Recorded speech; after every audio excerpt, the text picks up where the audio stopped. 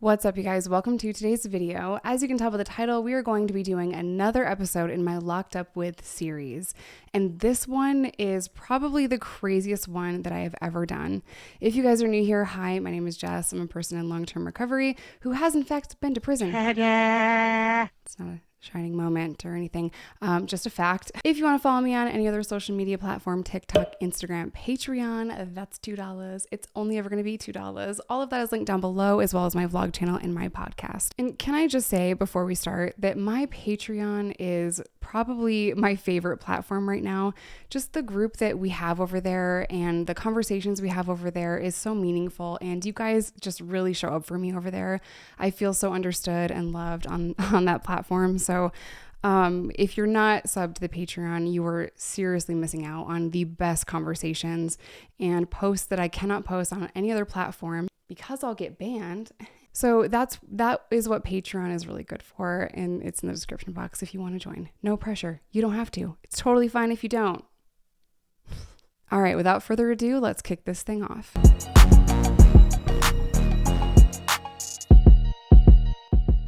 This story takes place in Arkansas, and it's a trio of women that committed like a crime spree. And I think what is very interesting about this case is that it's three women that committed robbery, murder, and they also escaped prison. It's interesting. I also want to have compassion for the victims, and I don't want to seem like I'm making light of what they did. But the reason why this case sticks out to me in particular is because usually a crime spree, just from what I've seen and just my very biased personal experience, is a man and a woman, a Bonnie and a Clyde, going on a crime spree and stuff like that.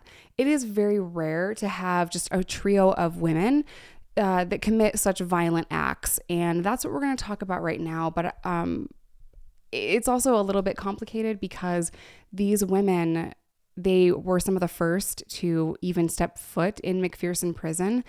And because the case is so old, it's very difficult to find a lot of detail about the case. Luckily for me, they did file an appeal. So in the appeal paperwork, I was able to, kind of piece together some details.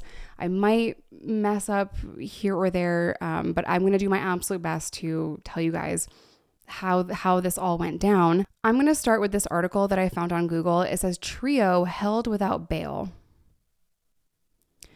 3 Kentucky women charged with murder, kidnapping, and armed robbery will not be transferred to Cummins Prison Farm until the maximum security unit is available." Prosecuting attorney Sam Weems said that on Wednesday, the trio remained in the Prairie County Jail here following a crime spree that began in Kentucky and ended shortly after the death of a Hazen, Arkansas policeman Monday night.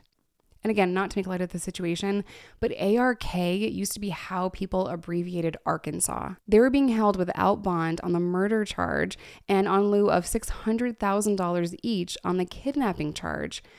This happened in 1974. Do you know how much money $600,000 was in 1974? Like quadruple that today. S.A. Mae Wilcock, 19, Brenda K. Spencer, 23, of Jacksonville, and Lucille Oaks Shanks Smith, 24, of Dry Ridge, escaped from the Kentucky Correctional Institution near Louisville on Saturday.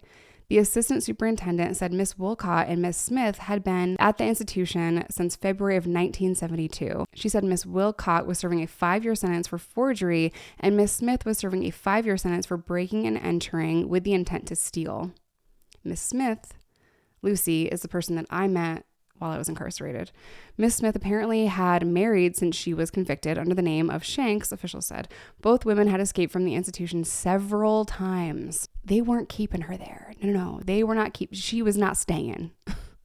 And on such a short sentence, I know she regrets it. Miss Spencer, who had been at the institution since November, was serving an 18-month sentence for forgery of the United States money orders. Weems said the women appeared Wednesday in a police lineup at the county jail. He said witnesses to the crime with which they are charged in Arkansas and some out-of-state witnesses were asked to view the lineup for purposes of making a positive identification. He declined to comment on the outcome of the lineup. Bro, the outcome is that these are the people that are in jail. An administrative assistant said that they escaped prison by setting their mattress on fire. He He said 2 male officers entered the cell and Miss Wilcott and Miss Spencer when they suspected that the women had become overcome with smoke. And that's how we're going to start this episode. I also have letters from Brenda and Lucy that were written to my friend Megan, and she just got really busy and couldn't make videos about their case, and that's where I step in. They are going to tell us with their own words what happened during their crime. Before I go there, I would like to share how I met Lucy. So this was a very interesting person that I met. I was in the PAL program in Arkansas. It is a Christian program. It's called Principles and Applications for Life. And at that time, Kenneth DeWitt, now known predator. If you guys don't know that story, he was convicted of assaulting women in that program, and he was sentenced to 5 years in the state of Arkansas. The same charge I got for drugs. This man got for sexually assaulting women over many years. Yeah, we got the same sentence. How does that make sense? Anyway, not the point of this story. That's where I met Lucy, in the PAL program. And at the time that I was meeting her, ironically, she was meeting with the family members of the officer that was killed during this incident.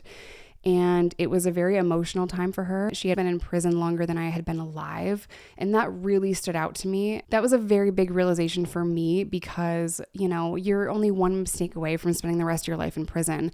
And I couldn't imagine spending that much time in prison. You know, when you need to crack your back and there's that one spot in your back that you just cannot crack. That is what's happening to me today. Oh my God. So I had only talked to Lucy a couple of times during that program. She really had no interest in talking to short timers.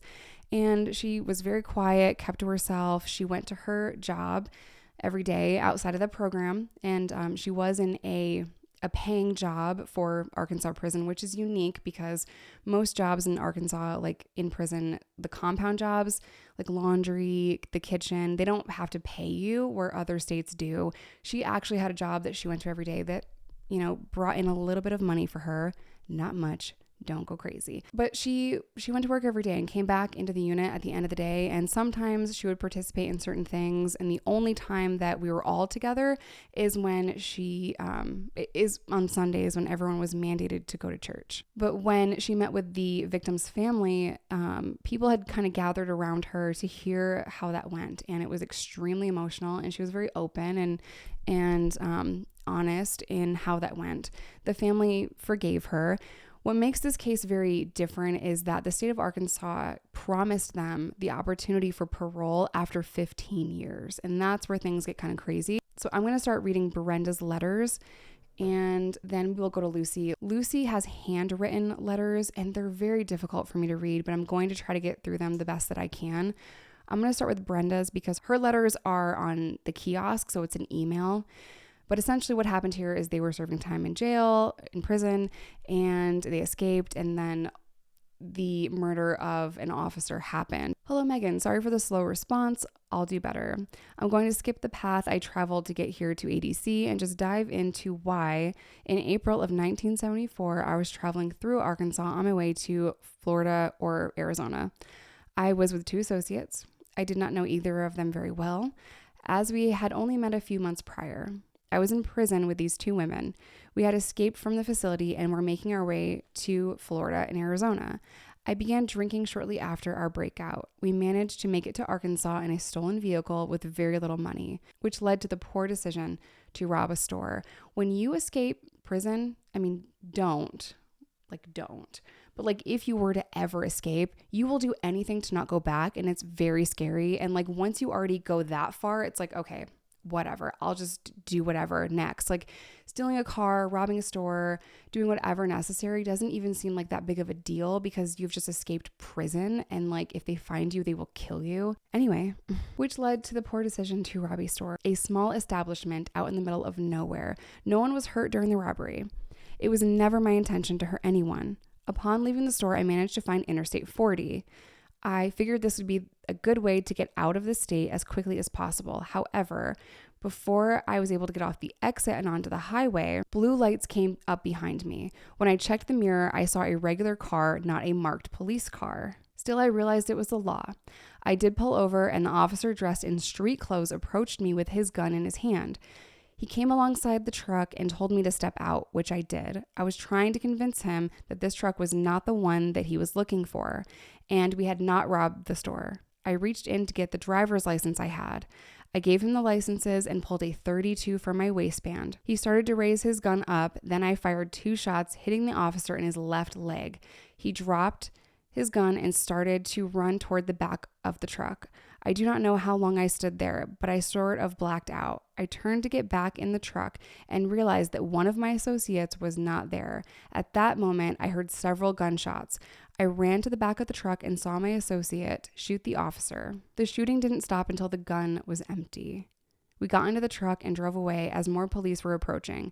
After several hours of holding the police at bay while we hid in a home that we invaded, none of the occupants were hurt, just very frightened.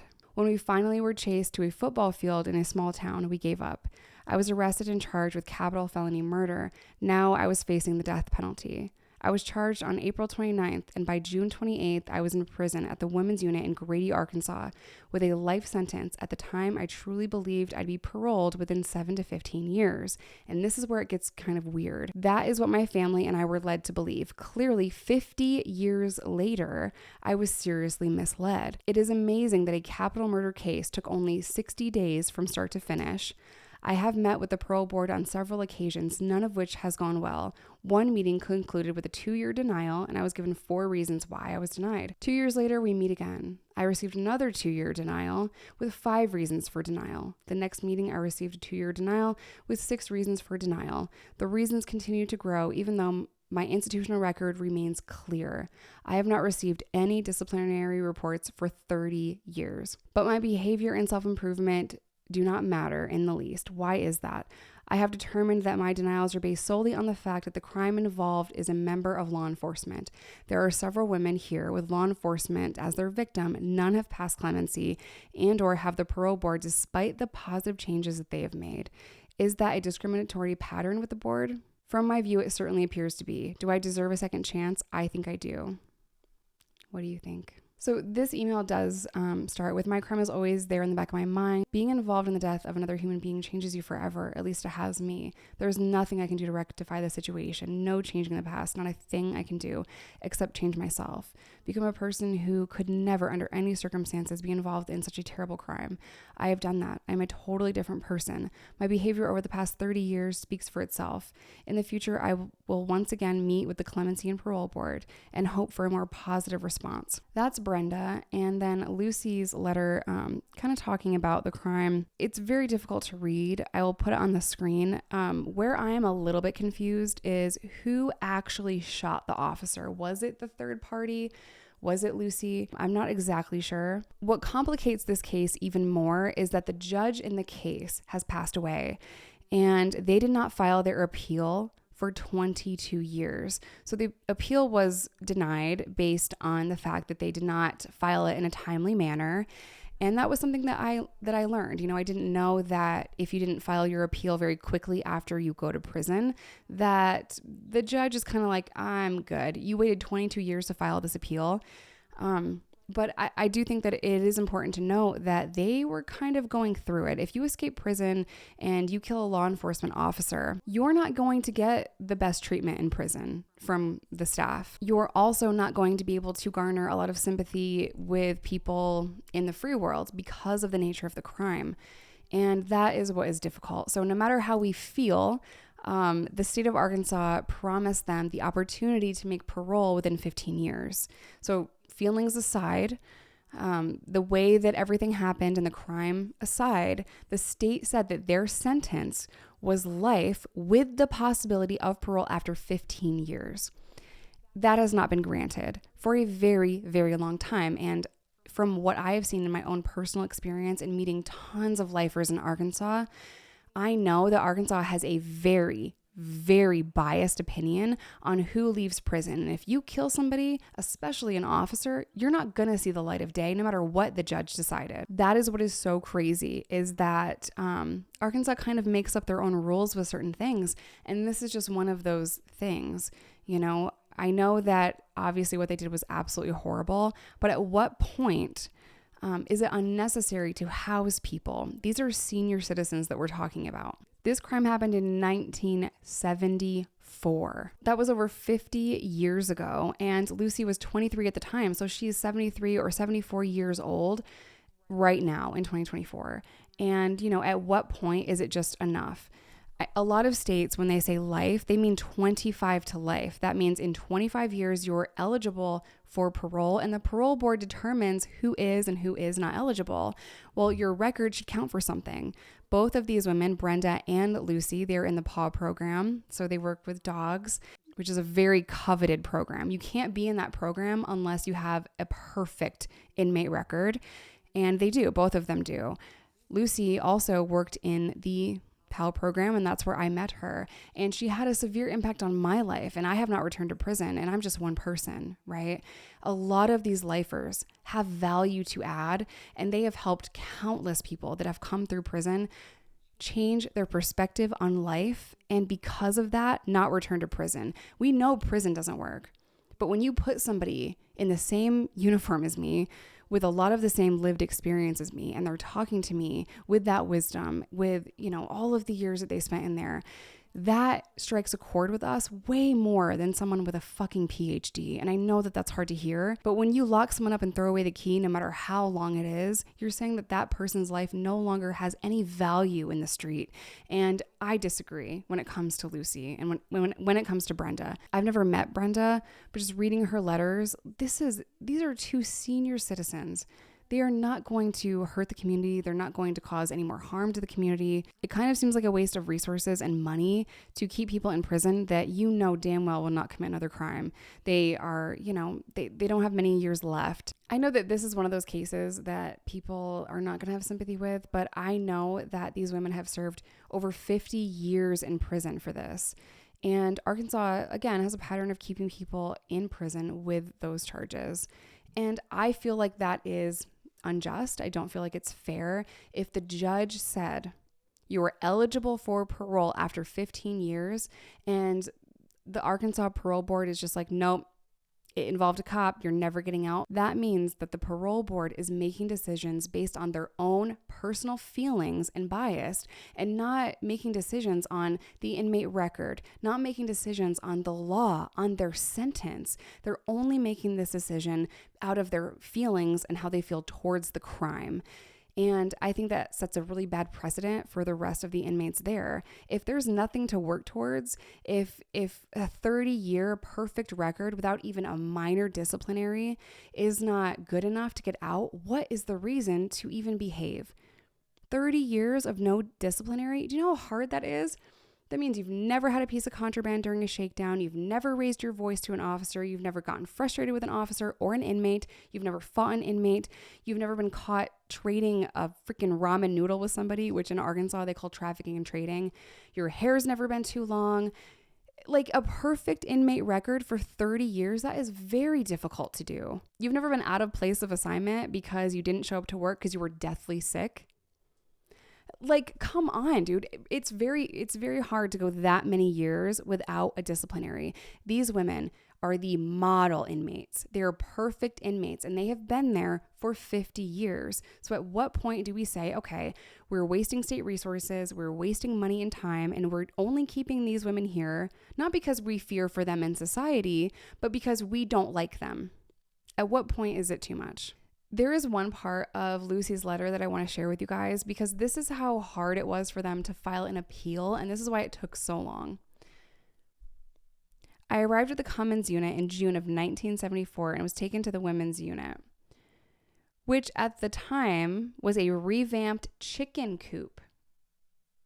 They had these women in a chicken coop. I would spend 2 years at the Cummins unit. Those 2 years were some of the most trying days of my young life.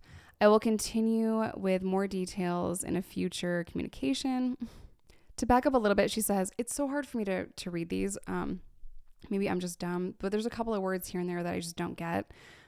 She said, I recall clearly when the jury, because you do, when the jury returned with the verdict, I was found guilty of murder with first-degree murder and parole in 15 years. That is what was said in open court. it was reported in the news. I have a notarized statement from 2 of the jurors stating that that was their sentence, yet it seems to not matter to the parole board. So again, our feelings aside, the judge and the jurors decided that their sentence was life in prison with the possibility of parole 15 years later. With an impeccable prison record for double that time, they are still not allowed out. I think a lot of the time when we're talking about cases like this, we let our feelings get in the way, but the law does not care about your feelings. And the jury decided, after going over all of the evidence, the jury decided that it would be fair that after 15 years, Brenda and Lucy would be eligible for parole. I know that this is a really hard case to talk about and to try to get sympathy for, but I just wanted to share it with you because their crime is very interesting because it really wasn't like anything before it or after it. To have 3 women commit these kinds of crimes, it's very different, right? I want to know what y'all's thoughts are in the comment section down below. I know that this is a violent crime that we're talking about. This is not a simple possession case or something like that. These are not innocent women. These women are guilty. But the fact of the matter is the state of Arkansas promised them the opportunity to parole after 15 years, and it's been more than double that. I'm 34 years old and they have been incarcerated longer than I have been alive. So at what point is it just enough?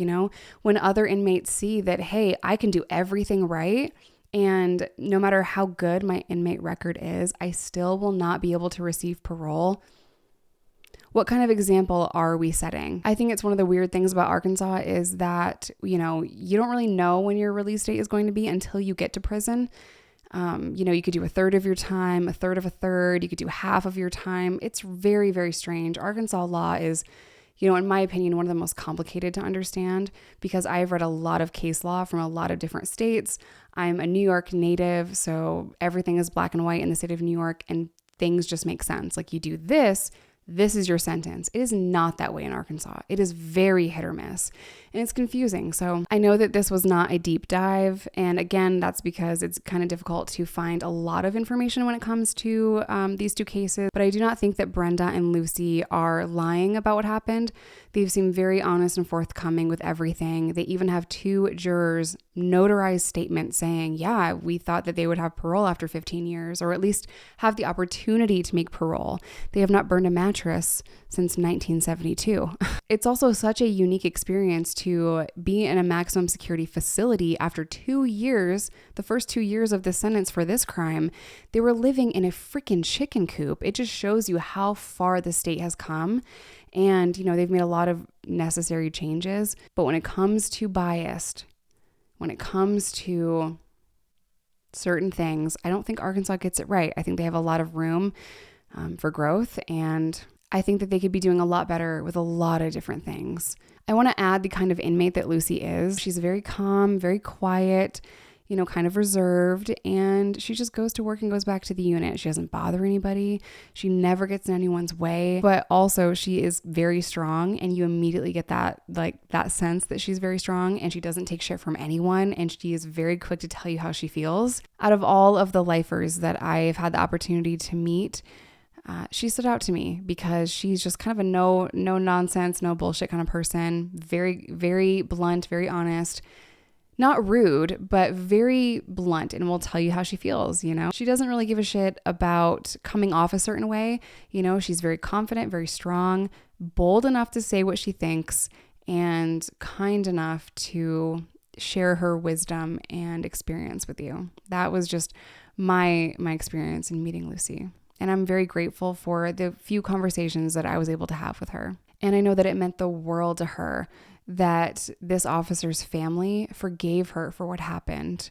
That meant everything to her. She's a Christian, and it just meant everything to have their forgiveness. It was something that she, walked with every day for many, many, many years. So to be able to meet them and talk to them, it was huge for her, life-changing for her probably. But I want to hear your guys' thoughts in the comment section down below. Shout out to Megan for writing Lucy and Brenda and getting more information to me because it was hard to do some research and find out all of this stuff. I'm going to end today's video here. As always, I love you guys. Stay safe, stay sober, whatever that looks like to you. And I'll see y'all in my next one.